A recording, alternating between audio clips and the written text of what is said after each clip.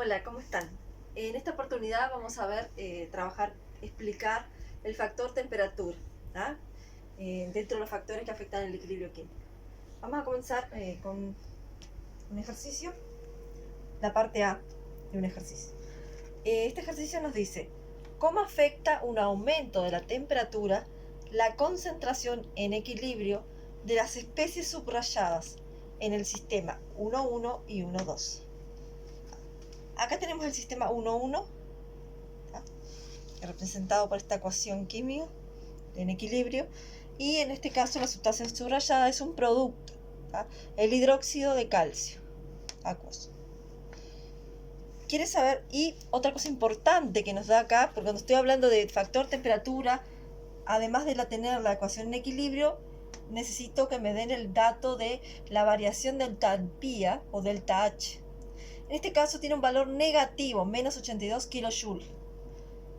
¿Qué dice? ¿Qué nos indica un valor negativo de la variación de entalpía? Un valor negativo indica que la reacción directa es exotérmica. Exotérmica porque es un valor negativo del delta H. Por lo tanto, si la reacción directa, o sea, la formación de producto, es exotérmica, la reacción inversa, la formación de reactivo, va a ser lo opuesto, va a ser endotérmica. Recordemos que las reacciones exotérmicas son aquellas que liberan energía, ¿tá? Cuando se forman, liberan energía.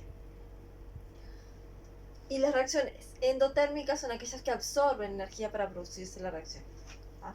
Bien, en este caso, si tomamos en cuenta el producto, que es el hidróxido de calcio, que es la sustancia subrayada, si yo aumento la temperatura y tengo un delta H negativo, voy a tener en cuenta que mi reacción directa, o sea, la formación de producto, va a ser exotérmica. Pero ¿qué tengo que tener en cuenta? El aumento de temperatura en realidad favorece la reacción endotérmica, no la exotérmica. En este caso, la reacción inversa o formación de reactivos va a ser la que se va a ver favorecida, porque el aumento de temperatura favorece la reacción endotérmica, que en este caso es la inversa. Y también, o sea que, ¿qué va a pasar con la concentración de hidróxido de calcio? Está en los productos. Y la reacción exotérmica es la directa. Pero al aumentar la temperatura va a favorecer la opuesta, va a favorecer la inversa, o sea, la formación de reactivo. Entonces, al aumentar la temperatura, la concentración del hidróxido de calcio va a disminuir. Porque el sistema no se va a desplazar hacia los productos, se va a desplazar hacia los reactivos. Se va a favorecer la reacción inversa, que es la reacción endotérmica, debido al aumento de temperatura. Bien. Eso pasa en la reacción del sistema 1,1, con un delta H negativo. Ahora, ¿qué pasa en el sistema 1,2? Carbonato de calcio, en equilibrio, forma monóxido de calcio y dióxido de carbono gaseoso. Y acá el delta H o variación de entalpía tiene un valor positivo de 178 kJ. Y acá nos dice que el valor positivo indica que la reacción directa es endotérmica. Recuerden siempre que la reacción directa es la formación de producto. O sea que si la reacción directa es endotérmica, porque tengo un delta H positivo, la reacción inversa va a ser lo contrario, va a ser exotérmica. Dijimos que el aumento de temperatura favorece la reacción endotérmica.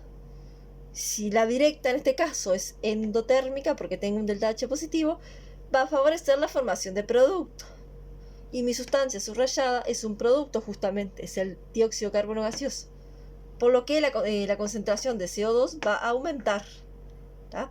Porque la reacción va a tender a ir en dirección a la reacción directa o endotérmica, debido a que tengo un delta H o variación de entalpía positiva.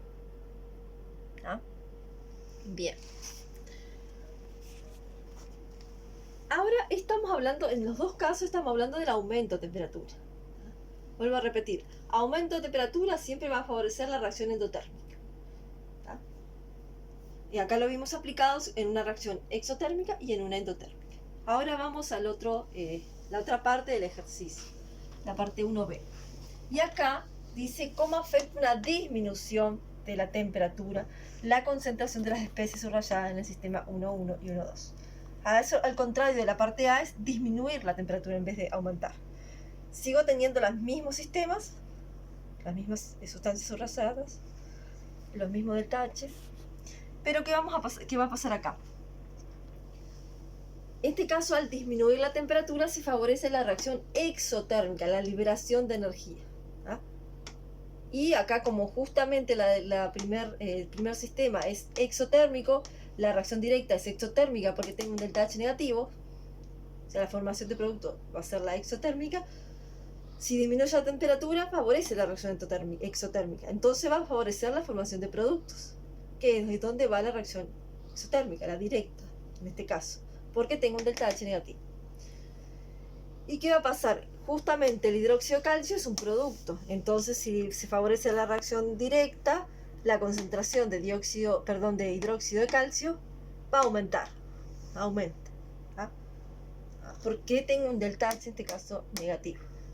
Y estoy disminuyendo la temperatura. Bien. Eso ocurre en el sistema 1.1. En el 1.2 es el mismo que hoy, pero ahora vamos a disminuir la temperatura. Acá el delta-H es positivo, por lo tanto esta reacción va a ser endotérmica. Si disminuye la temperatura, ya sabemos que va a favorecer la reacción inversa. ¿Por qué? Porque al tener un delta-H positivo, quiere decir que la directa en este caso va a ser endotérmica. Y la inversa va a ser la exotérmica. Y si yo disminuyo la temperatura, va a ir hacia donde está la reacción inversa. En este caso va a ser justamente la formación de reactivo. ¿Qué pasa?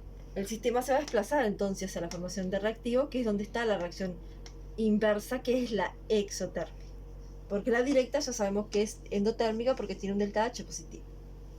Una variación de entalpía positiva. Mi sustancia o mi especie subrayada es el dióxido de carbono. Es un producto también. Entonces, si el sistema se desplaza hacia la formación de reactivo, la concentración del dióxido de carbono va a disminuir. En este caso va a disminuir. Bien, eso sería un ejemplo más o menos de aplicación del factor temperatura a los equilibrios. Siempre que estoy hablando del factor temperatura, necesito como dato, aparte de la ecuación en equilibrio, la variación de entalpía de esa reacción. Si es negativo, como en este caso, ya sé que la reacción directa va a ser exotérmica. El delta-H negativo me indica que es exotérmica, libera energía la reacción directa. Por lo tanto, la inversa, que es la formación de reactivos, va a ser endotérmica. La directa es exotérmica porque tengo un delta-H negativo y la inversa es endotérmica, como nos dice acá. El aumento de temperatura entonces favorece siempre la reacción endotérmica, por lo tanto va a favorecer la inversa. En este caso es al revés, mi delta-H es positivo, me indica que la reacción directa es endotérmica, absorbe energía, por lo tanto el aumento de temperatura la va a favorecer, porque favorece justamente la reacción endotérmica. Entonces va a favorecer la formación de producto. Y acá va a aumentar la concentración de dióxido de carbono. Estoy resumiendo lo que dije hoy. Y en este caso lo contrario, ¿no? Como verán, si ustedes lo comparan, es lo contrario. Porque acá disminuye la temperatura. Esta reacción es exotérmica porque tengo un delta-H negativo. Y al disminuirla se va a ver favorecida la reacción exotérmica. O sea, la directa, que es la formación de producto. Entonces acá va a aumentar la concentración del hidróxido de calcio. Y acá, como tengo un delta-H positivo, mi reacción directa es endotérmica. Y al disminuir la temperatura se ve favorecida la contraria, la exotérmica. Que en este caso va a ser la inversa. Entonces la concentración de dióxido de carbono va a disminuir porque el sistema se va a desplazar hacia los reactivos. Bien, eso es básicamente un ejemplo de aplicación del factor temperatura a los sistemas en equilibrio. Después próximamente haremos más ejercicios para practicar este tipo de temas. Bueno, gracias.